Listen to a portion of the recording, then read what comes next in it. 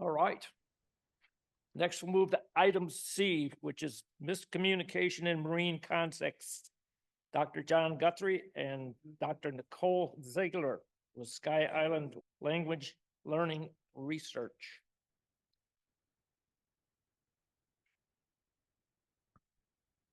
Good morning. I guess I'm still trying to figure out if this is a good seat to be in or a bad seat to be in.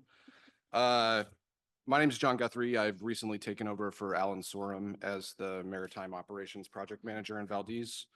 Our committee, the Port Operations and Vessel Traffic System Committee, is very excited to have Dr. Ziegler, who's an associate professor at the University of Hawaii in Manoa, present the findings of the first two phases of her Miscommunication in Maritime Contexts project. So her work focuses on how miscommunication at sea is often a factor in maritime incidents, and in particular, how language and sociocultural differences are kind of often at the root of these miscommunications. As Steve just said, given the increasing frequency of foreign flag tankers visiting the VMT, this topic is increasingly relevant. This is an informational item only, and then after the presentation and questions, POVIT's Committee Chair Steve Lewis will make some remarks. And please take it away, Nicole. Okay, thank you. Just checking, can everyone hear me okay? Sure can. Great, wonderful. I'd first like to thank the POVIT's Committee and the board for their support and interest in this project. I appreciate the opportunity to collaborate with your group on this very important work and hope that you'll find these findings interesting today. So just a brief overview, since we've been working on this project for a little while. For today, I'll review the findings from both phase 1 and phase 2 of the project. Phase 1 provided a comprehensive review of miscommunication in maritime contexts by reviewing literature and empirical research, a white paper, so synthesizing the overarching trends, the contributing factors in terms of miscommunication, and highlighting areas for improvement in educational practices. Phase 2 extends this work by providing a systematic analysis of accident and incident reports involving U.S. flagged vessels. And the result of that is the identification of numerous linguistic and pragmatic factors that are the underlying causes of these miscommunication instances at sea. So just a little bit of brief background to help frame the issue surrounding miscommunication. Over the past few decades, the commercial shipping industry has exploded in growth, has continued to grow. The world fleet has expanded, and with that expansion, so have the number of linguistic, nationally, culturally diverse mariners. So over 2/3 of all crews now consist of non-native English-speaking mariners, and the common language on board vessels is very unlikely to be the native language of the majority of the crew. So you can see how this diversity can potentially lead to issues in miscommunication. So various efforts have been made to address miscommunication. It's a known issue. The IMO, for example, adopted Maritime English, which is a lingua franca now in use for commercial shipping. It's meant to be a sort of reduced in complexity version of English, highly specific, related to maritime context for all communication that has to do with, maritime environment, ship to shore, ship to ship, and onboard communication. Various programs have also been developed, the SMCP, the Standard Marine Communication Phrases, which is a prescriptive collection of 3,000 phrases that are meant to be used to reduce miscommunication, something that non-native speaking mariners can memorize, can obtain proficiency in, and then use to communicate, sort of following the standards in the aviation industry. There have been a number of research projects and educational training programs that have been developed as well. But a number of issues have been raised with those, primarily that they tend to focus more on test taking, exams, and grammar, rather than actual communication. So quite a few teachers and students, as well as mariners interviewed and on surveys, have indicated that there's a mismatch between their training and what they actually need.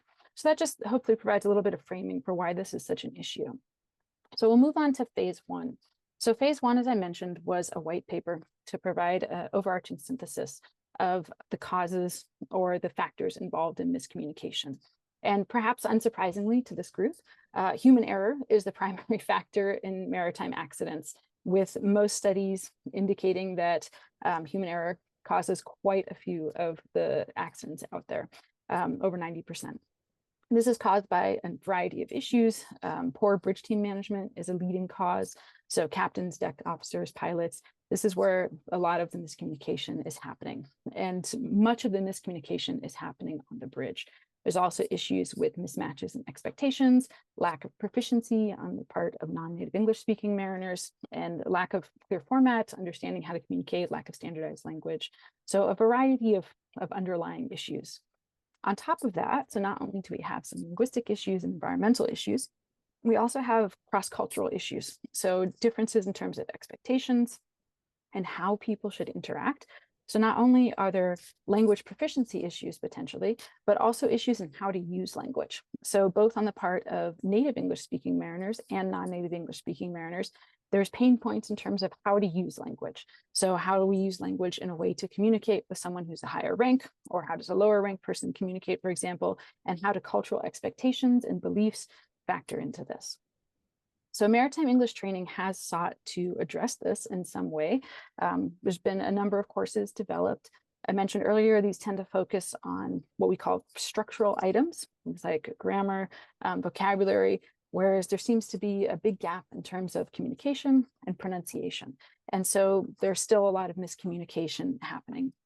Further complicating issues is that there isn't a broad standard for English in terms of the maritime industry. Each country has its own rules and regulations concerning teaching, evaluation, testing, and certification of seafarers. So there's not necessarily a lot of communication going on between different stakeholders in this case. So as you can imagine, teaching practices and curriculum then vary widely across educational contexts, and this can result in significant gaps across different mariners, seafarers coming from different places.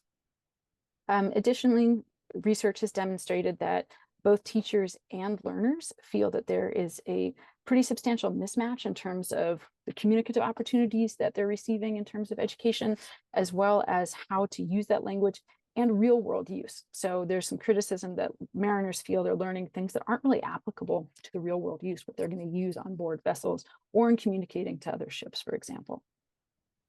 However, I don't want to give the impression that it's only non-native English speakers that are contributing to miscommunication. So although there has been efforts to improve training specifically for L2, so second language seafarers, there's also the need for enhanced training, raising awareness for native English speaking crew and professionals, particularly in terms of raising their awareness of where things can go wrong and how using things like standardized language or avoiding plain English. So plain English is what we're engaging in, just using, our regular conversational English.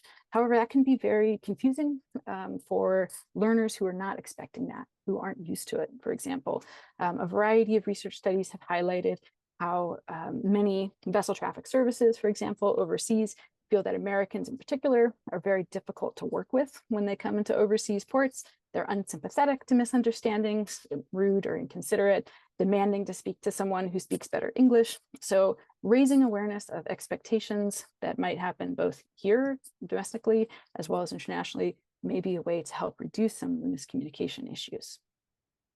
Another area related to miscommunication then is potential mismatches in speech acts. So speech acts are a term from applied linguistics, and they refer to sort of the basic literal meaning of an utterance, the intention of the utterance, so what the speaker intends the person they're talking to understand, and the actual understanding that the hearer understands from the utterance. And there's mismatches that can happen here.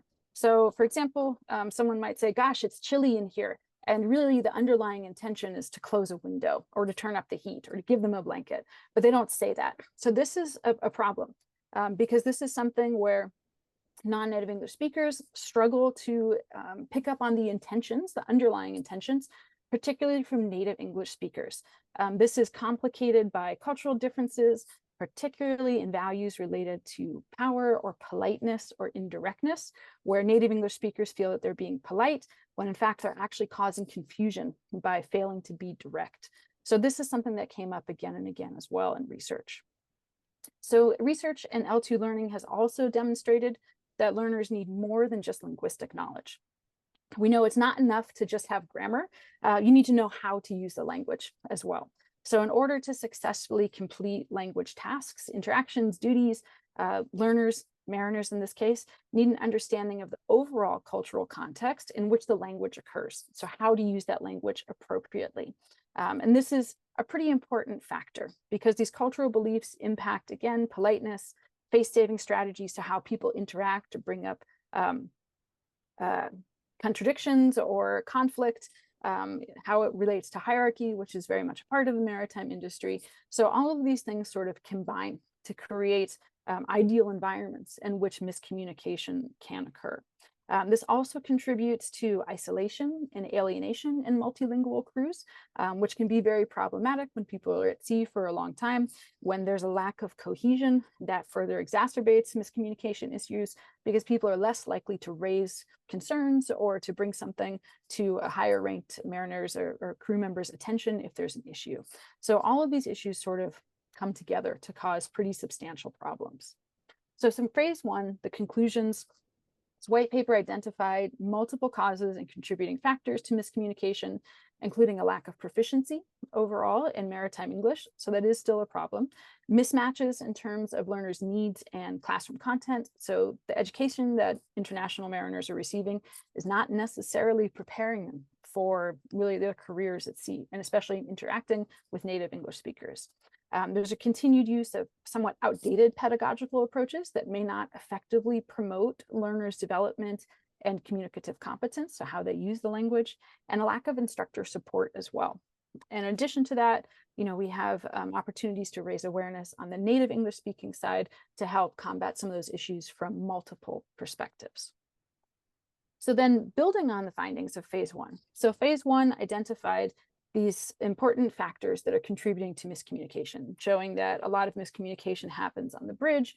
There's a lot of ship-to-ship miscommunication, and identifying from individual studies various factors that are a problem. However, no research to date until this project has really comprehensively and systematically explored the underlying causes of miscommunication. So what are the factors that are actually contributing to this lack of communication? Why are people not speaking up? Why are these things happening? So that was the goal of phase two. So in the growing number of analyses that have targeted human factors, which, as I mentioned earlier, is a key issue in miscommunication, the majority have used quantitative modeling for analysis, such as Bayesian reasoning, for example. And these quantitative reports have provided a very detailed, comprehensive assessment of contributing factors to different accidents, demonstrating, human-related issues. However, there's not an understanding of the underlying linguistic and sociocultural factors. So in order to address sort of these calls from previous research, that was the goal of phase two. So the way that I went about this project is comprehensive thematic analysis of NTSB reports from the National Transportation Safety Board and semi-structured interviews with domain experts in order to triangulate and validate those findings. So this provided a more holistic and comprehensive perspective on these underlying causes of miscommunication.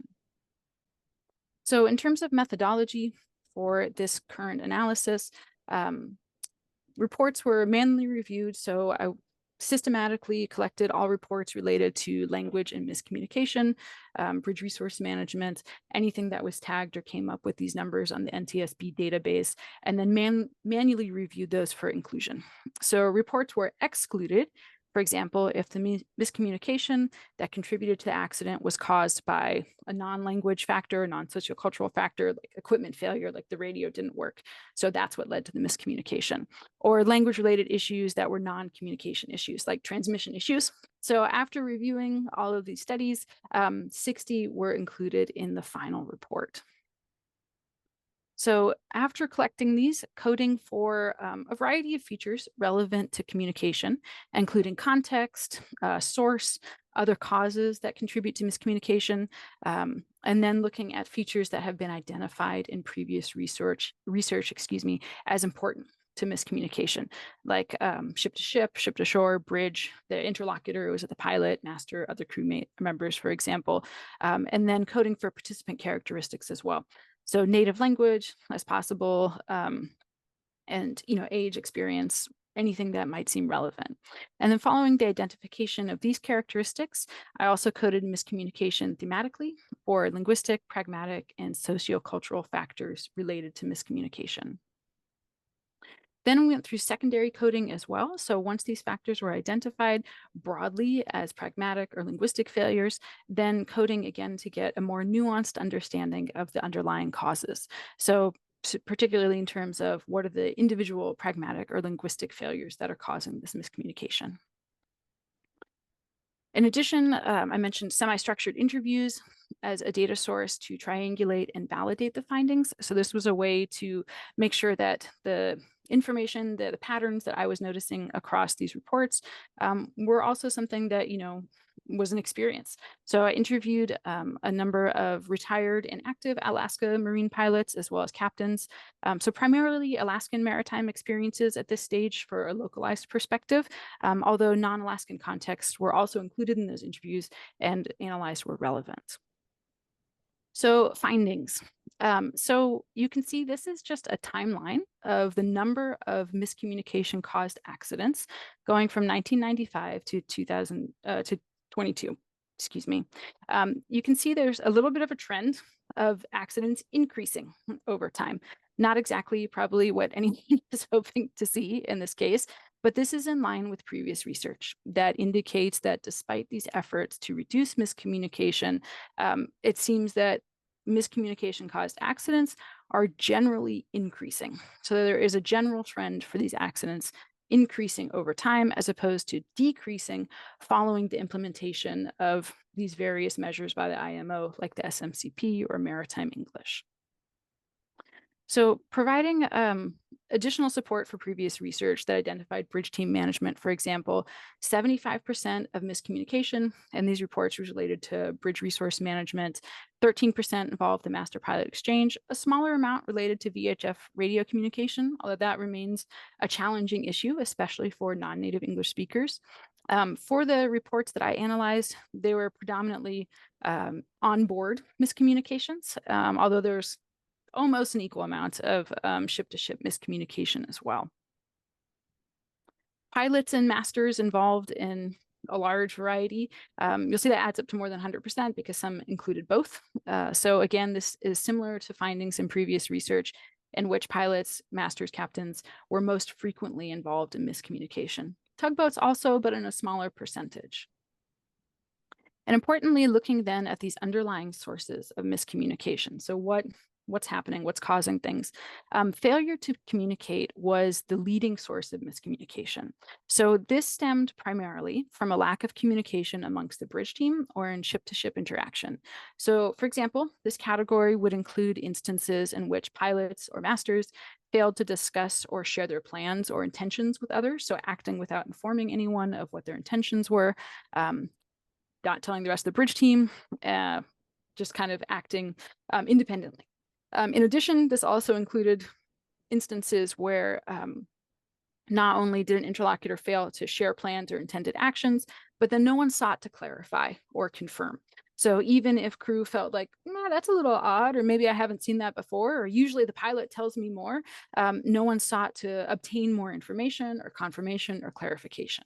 So it was sort of a multi-part failure, multifaceted breakdown in communication in which one party fails to provide information regarding their intentions and actions, while the other parties fail to seek the necessary information to ensure clarity and understanding. So this was communication breakdowns in multiple ways. And this failure to communicate was further exacerbated by language-related issues on board vessels. So with interlocutors, they failing to seek clarification or confirmation, especially when languages other than English were used. So an example of that, just briefly, is from a collision of two container ships in the Netherlands, St. Louis Express and Hammersmith Bridge. In the case where the Belgian pilot was communicating with VTS in Belgium, in Flemish, actually, and the crew was US. So the St. Louis Express is a US flagged vessel.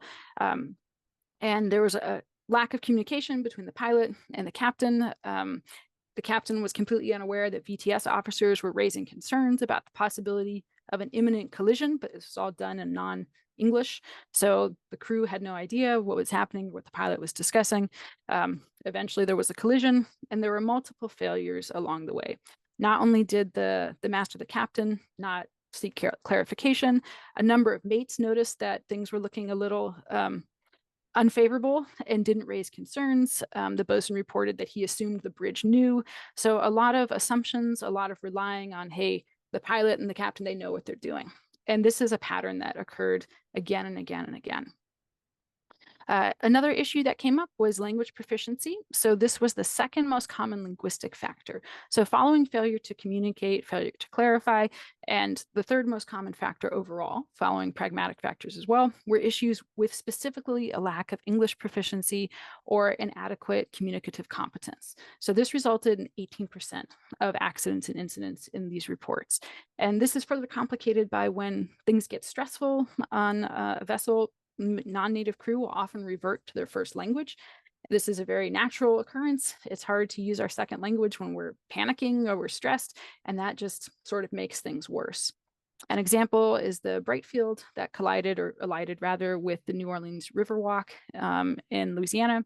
In 1996, there was engine problems. The crew discussing primarily in Chinese. The pilot was completely unaware. This is also an example of this failure to communicate where the pilot asked for, is there a problem, didn't get a response, and then didn't bother asking again. So didn't bother to seek further clarification to find out that in fact there was a pretty substantial engine problem, which resulted then in a pretty important and massive accident. You all are probably familiar with this incident as well. So this language proficiency and communicative competence issue was also corroborated by the interview data.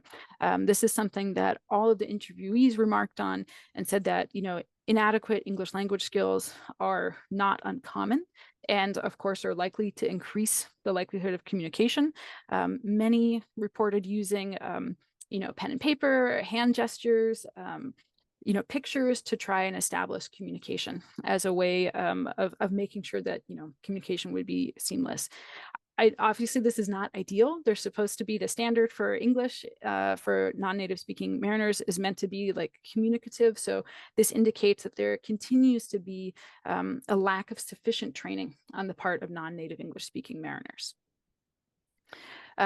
And again, they often revert to our, native language, not unusual.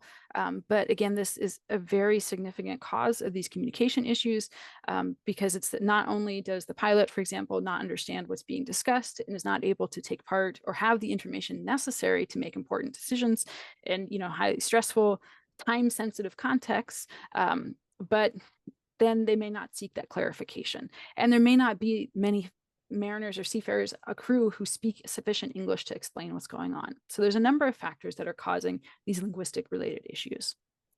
In terms of pragmatic issues, so pragmatics are how we use language. So an understanding of social and cultural knowledge, as well as how to use the grammar appropriately in different contexts, for instance. So this was the secondary analysis. Pragmatic failures were the second most common cause or source of miscommunication. And then so breaking this down a little bit more into what types of pragmatic failures were leading to this miscommunication. Face saving strategies, power differentials were the most common. So face saving is where we're trying to sort of, maintain authority or prevent someone from feeling embarrassed. We all engage in this as native speakers as well. It's a part of how we interact in society to kind of keep things harmonious and keep good working relationships, but it ends up being, or it can be quite problematic within this context. So briefly, I'd like to highlight power differentials. This was a pretty common cause, 32% of miscommunication due to power differences, where either a higher ranked crew, pilots or captains disregarded input or concerns from lower ranked crew, or lower ranked mariners didn't or followed instructions, without seeking clarification. So again, that kind of, hey, they must know what they're doing. I'm less experienced. I'm not going to raise any concerns. I'll just do it, or I won't bring up things that I see that are important or seem out of place. So avoiding contradictions, avoiding imposing on higher ranked mariners. And this was also importantly very common among native English speakers. So in crew, for example, where the whole crew is native English speakers, for the most part, everyone American, this occurred pretty commonly. And I know hierarchy is a part of the maritime industry, but similar to the aviation industry, it is contributing to serious problems. So this tendency to ignore concerns or follow instructions blindly is exacerbated by the amount of distance in terms of rank. So the greater the distance in rank, the less likely someone was to bring up concerns, or the more likely a higher ranked member was to ignore concerns. A relatively high profile instance of this is the sinking of the El Faro, which I'm sure many of you are familiar with, where multiple polite hedge suggestions were made by the crew to the captain to suggest a course change so as not to sail really directly into the path of the hurricane. We don't know necessarily why the captain did not respond or address those, but it led to the sinking and the loss of all of the crew. So additionally, again, interviewees collaborated this data, highlighted that this was an issue that they noticed. Multiple interviewees highlighted the need to cultivate relationships, especially pilots, as soon as they're on board, making sure that, kind of checking in not only with the captain, but as well as creating an environment where other crew may feel comfortable interacting with the pilot as well. So these issues are also exacerbated, again, just by things that are sort of part and parcel with the maritime industry: isolation, fatigue, pressure, all of these things that, a physically demanding environment, all of this can contribute to exacerbating these issues related to power and hierarchy. So just sort of, kind of wrapping up a little bit in terms of what these pragmatic issues are. Again, face-saving strategies and politeness came up as a significant contributing underlying source to miscommunication. So politeness in this sense mostly was indirectness. So again, many native English-speaking crew or mariners being indirect in an attempt to be polite. So I have some quotes from the pilot on the American Liberty. And this was a vessel that ended up colliding with a number of other vessels, as well as, docks, moorings, quite a bit of damage in Mississippi. And it was all native English-speaking crew. And the pilot later said, when he said, "Whatever you can give me, Cap," he actually needed a more urgent increase in speed. The helmsman didn't even interpret this as an order. He felt it was more of a suggestion, so didn't act at all. And so just sort of layers of miscommunication here. And when interviewing the pilot later, he mentioned, yeah, he was trying to be polite. This is how he was trained. He was trying to be nice. This was the way he was taught to interact with, captains on board. Interestingly, in the same instance, when he interacted with tugboat operators, much more direct. And so there is differences in how these different mariners are interacting with one another. And the lack of direct language is problematic for both non-native English-speaking seafarers as well as native English-speaking seafarers. When there's ambiguous intentions or the possibility for misinterpretation, direct language is very important. However, it doesn't seem to be used maybe as often as it could be. Again, looking at the aviation industry, where directness has been emphasized in order to reduce just communications like this. Additionally, these sorts of politeness strategies, these face-saving strategies, have been used to protect speakers from demonstrating that they maybe don't have an understanding of what's going on, that there's a lack of knowledge or a lack of expertise. Again, this is influenced by cultural beliefs. This goes back to what Steve Lewis was mentioning earlier in terms of increasing vessel traffic from Asia for Prince William Sound. This is particularly, or can be particularly, problematic for speakers from Chinese, Japanese, Korean backgrounds, where there are culturally ingrained hierarchies and where power and politeness are very, very important to sense of self and to how one interacts with others. So this is something that may be very relevant to local context. And this, again, was corroborated by interviewees. I have a few quotes from the pilots here. Something that often occurred is when there was a problem, the captain not sharing this information with the pilot. So you can see this quote where the senior pilot says, if you ask a question and someone says, "Oh, no problem, no problem," 2 or 3 times, that there is in fact a problem. And so this was something that many interviewees highlighted, and that also showed up in the reports as well. So this indirectness, this need to sort of save face and to, maintain those positions was problematic.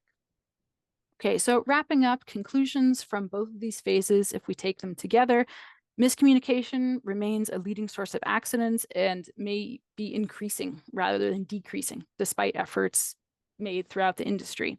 Numerous sources, not only linguistic sources in terms of proficiency, but politeness, power, cultural backgrounds are significant contributing factors. So language proficiency, although it remains an issue, is complicated by other factors. So it's often multiple factors that are coming together to cause problems. Certainly a need for improved maritime English training materials overseas to help better prepare mariners in terms of their proficiency and their communicative competence, but also opportunities to help train native English speakers in terms of understanding what are these causes of miscommunication and how things like politeness and indirectness can often exacerbate or cause these issues. So moving forward, recommendations, raising awareness of both non-native and particularly native English speaking crew, pilots, VTS, right, where these communication failures are likely to occur. Raising awareness of how politeness and indirectness plays a role so that that can be more clarification can be sought, confirmation can be sought. That was a big issue. Raising awareness of cultural beliefs and how that may affect how different seafarers, different crew, different captains communicate. So possible training to sort of highlight these issues. And not saying that every Japanese or Korean or Chinese speaker will do these things, but there is a higher likelihood of these types of beliefs and how that impacts communication. Improving training overseas to better support proficiency and communicative competence, and highlighting the importance of good crew cohesion so that there's an environment that fosters participation and communication. Next steps, phase 3 is the next planned step to extend this research to a wider range of participants and stakeholders, casting a wider net. More interviews involving more overseas locations if possible, really trying to see how we can address this from multiple perspectives in order to get at these roots of miscommunication in a way that addresses them at their cause. So instead of being reactive, being proactive. So drawing on this existing data, a survey, a questionnaire, more interviews, and eventually developing a training for both native and non-native English speaking mariners to help address some of these issues. So thank you very much. I apologize for the sound issues. I'm happy to answer any questions and clarify if anything wasn't clear. Thank you very much for your time and attention. Thank you, Doctor. Any questions? Jim Herbert. Thanks, Dr. Ziegler. I don't know if you pull up that one chart where you showed the analysis of the NTSB accidents per year. It seemed to me that it showed a peak a number of years ago, but was on the decrease. So I hope so. I hope that's the trend, that the continued trend.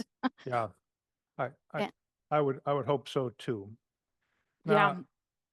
I know personally, and I've interacted with people from overseas, and a lot of times, and I don't just mean it for people from overseas, also I have trouble sometimes with the pronunciation that people in America, in different regions, I think that is a significant problem, being able to clearly pronounce words.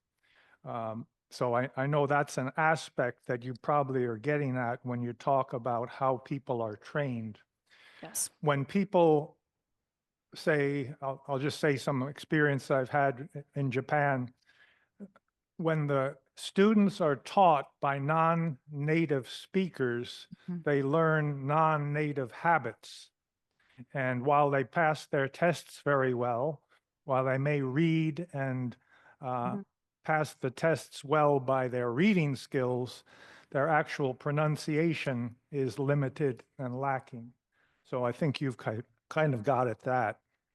And not to poke you in the eye, but rapid speech is difficult to understand when there's a lot of background noise and all.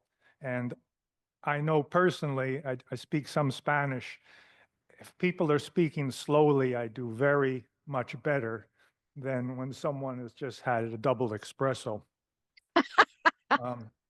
So overall, one question for you, will some of your future studies actually have you attending or interviewing people who do teach English as a second language at a maritime academy overseas to evaluate how they work, or have you done that already? I'm in the process of that. So absolutely, you know, as you can see, this is not just like a one cause only problem, right? There's a number of different angles that should be addressed to, you know, help reduce miscommunication. So through, you know, we have a number of students at UH Manoa who are, you know, we have a variety of international students. So working on sort of leveraging some of those connections to maritime industries in Korea and the Philippines. I'm hoping to gain some access to Chinese institutions in particular.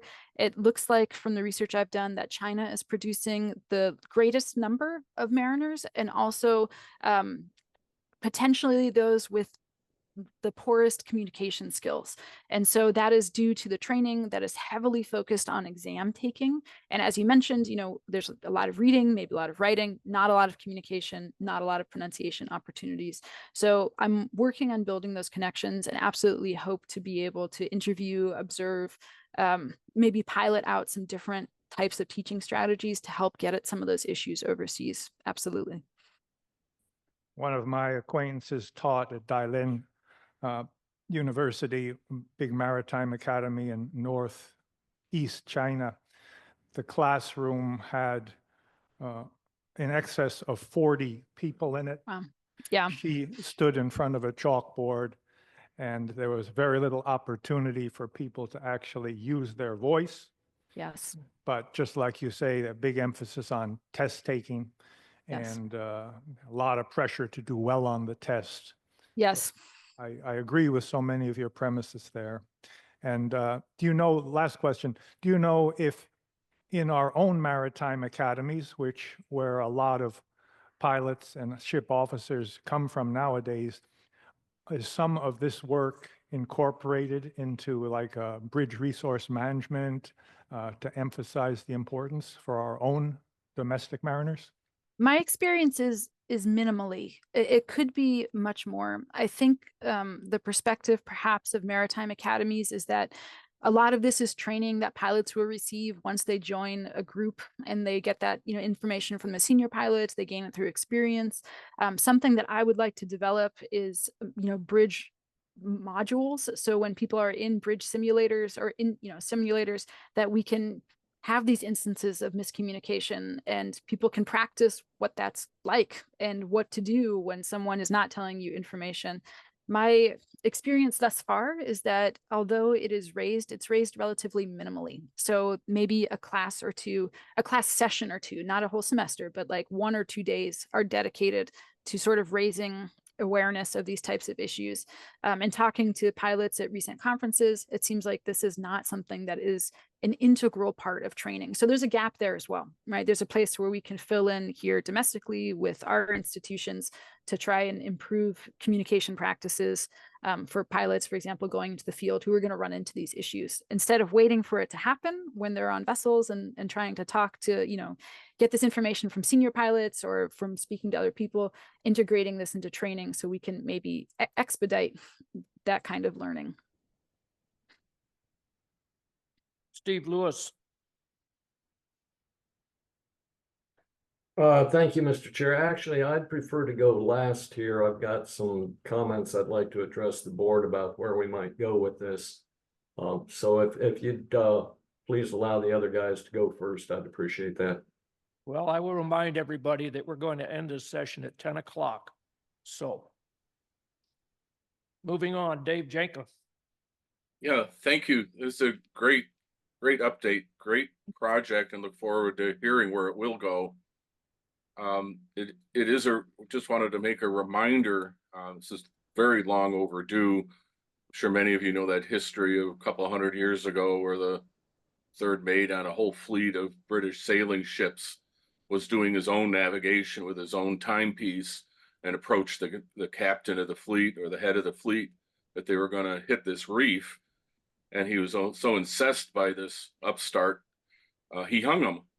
And then the next day they ran into the reef and the entire fleet sank and everybody was killed.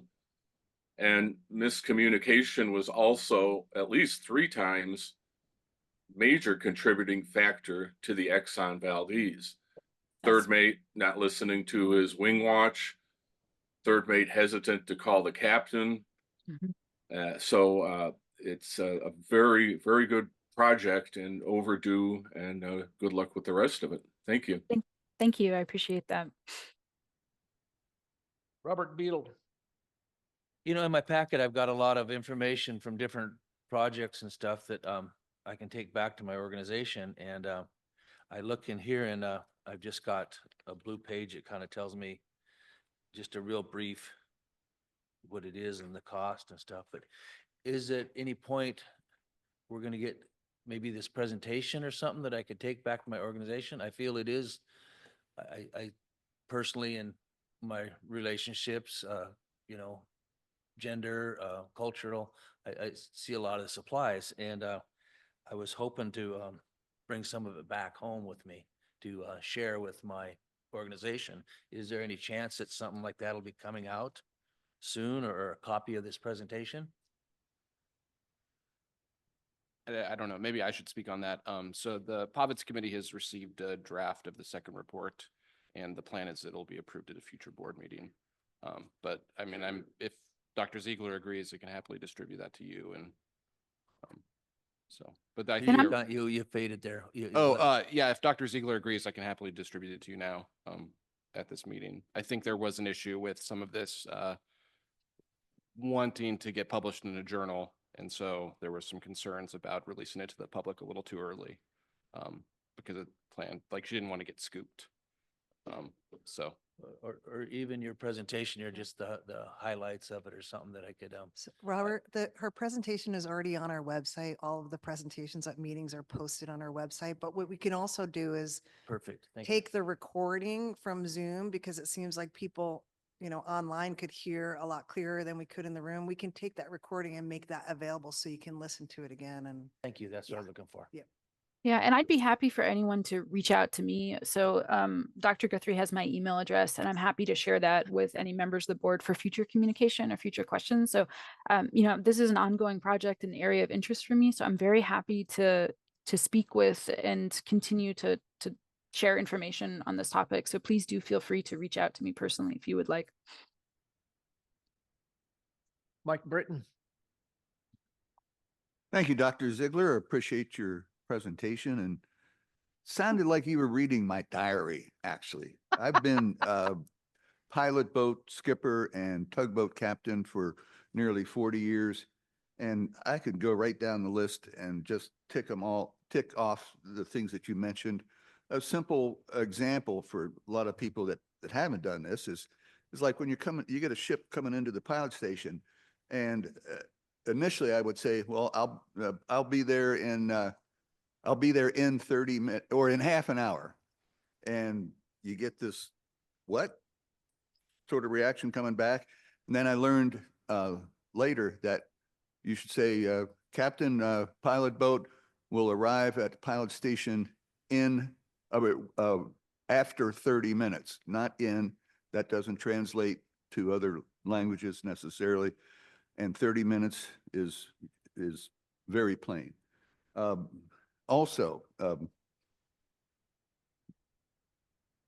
doing tug assist, you get the pilot or whoever's calling the shots, giving you engine and rudder orders.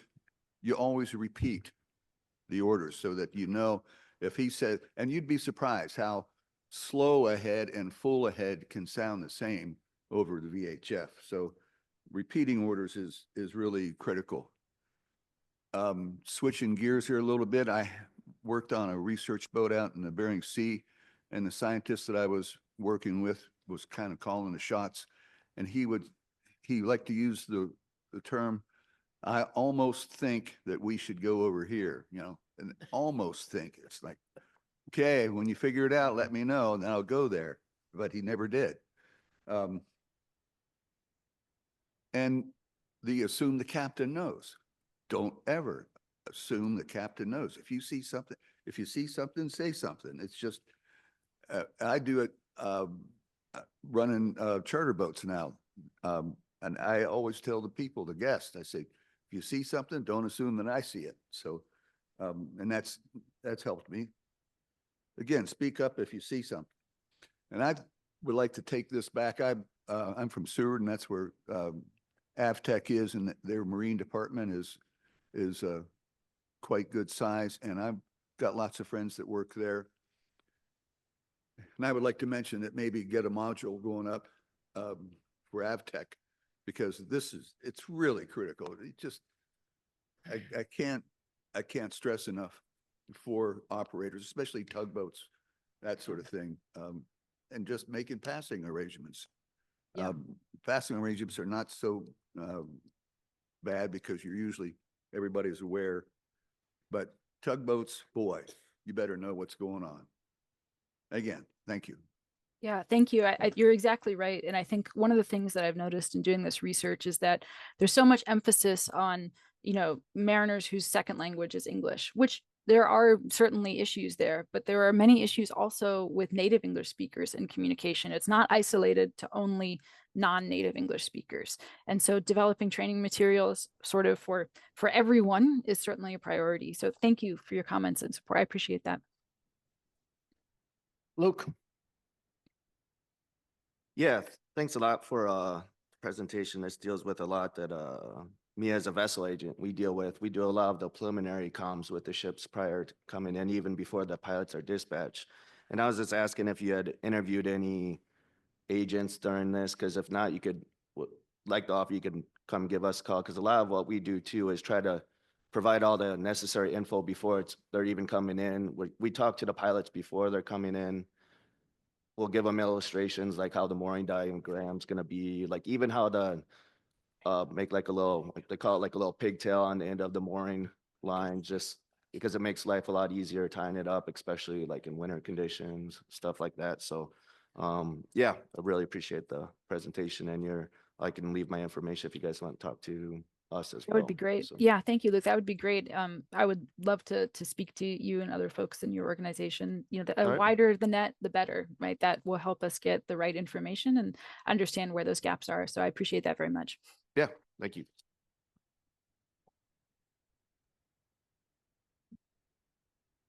Okay, Steve, you got 3 minutes. Okay, thank you. I won't go into the committee very much here and where we got interested in this. I'll just say that everyone on the committee could spend the rest of the day talking about personal experiences, both internationally and in country, in region, across regions. We were pretty excited about this. I do want to explain just a little bit to the group the timing on the release of this report. Some of this research, especially in phase 2, is new research that's being done, has not been done before, and there are some concerns with timing of release on that and potential need for some peer review. We will endeavor to get a summary at least out to the group as soon as possible. And I have read the report, and it's quite illuminating. But the thing that struck me the most in it was the linguistic, pragmatic, and social causes of these miscommunications, and the fact that you can step back and take these issues out of the context of maritime communication and apply them to every conversation that we have with anyone every day.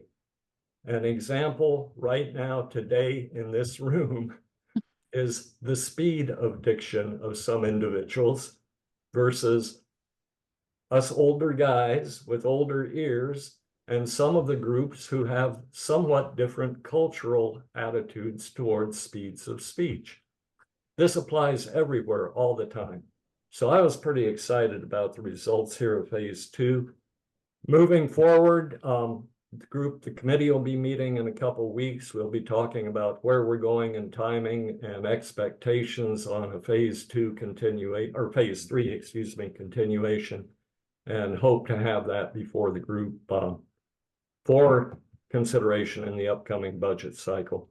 So I wanted to thank everybody for their attention to this. I'm encouraged by the fact that so many of you there on the board have picked up and gone, yeah, I've experienced that, or yeah, I know that's important. And we'll hope to have something more for you on this in terms of some information that you can use yourself and share in the as soon as we can. That's the best I can say on that. So thank you all for listening, and we'll be continuing with this, I hope. Thank you, Steve. And Dr. Ziegler, after 56 years of going to sea, I can tell you, I've seen a lot of it. And good, bad, or indifferent, it does happen. So thank you so much for your presentation. Thank you. And I added my email to the chat, so please feel free to, reach out with any follow-up questions. I appreciate the time. Thank you very much. You bet. Thank you.